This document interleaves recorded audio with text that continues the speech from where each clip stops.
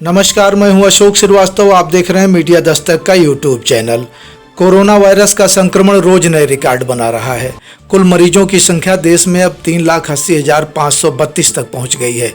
केवल 24 घंटे में कोरोना के 13,586 नए मामले सामने आए हैं और 336 मरीजों की मौत हो गई है। स्वास्थ्य मंत्रालय के अपडेट के मुताबिक देश में अभी तक 1,63,248 केस एक्टिव हैं। इस वायरस से अब तक 12,573 मरीजों की जान चली गई है और 2,04,710 रिकवर होकर घर लौट चुके हैं।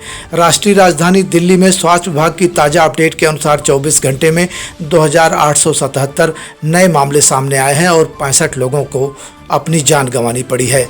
दिल्ली में कोरोना के कुल मामले 49,979 हो गए हैं।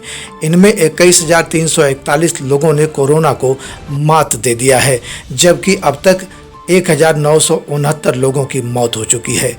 केंद्रीय स्वास्थ्य मंत्री डॉक्टर हर्षवर्धन ने दिल्ली में कोरोना टेस्टिंग के लिए देश की सबसे पहली मोबाइल लैब लॉन्च की है। इस लैब को देश के दूर दराज इलाकों में भी भेजा जा सकेगा। इस लैब से रोजाना 300 से ज़्यादा टेस्ट संभव हो सकेंगे। देश के दूसरे राज्यों की स्थिति पर नज़र डालें तो महाराष्ट्र में संक्रमितों की संख्या 1,20,504 तक पहुंच गई है। इनमें 6,751 की मौत हो गई है। तमिलनाडु में 52,334 संक्रमित पाए गए हैं और 625 की जान चली गई है। गुजरात में 25,658 केस मिले हैं।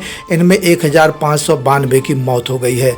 उत्तर प्रदेश में 15,785 केस मिले हैं। इनमें 488 की मौत हो गई है। राजस्थान में 13,857 केस मिले हैं। इनमें 330 को जान गंवानी पड़ी है। वेस्ट बंगाल में 12,735 संक्रमित पाए गए हैं। इसमें 518 कोरोना से जंग हार गए हैं।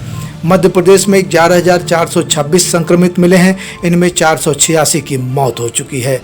हरियाणा में 9,218 संक्रमित मिले हैं। इनमें 134 की मौत दर्ज की गई है।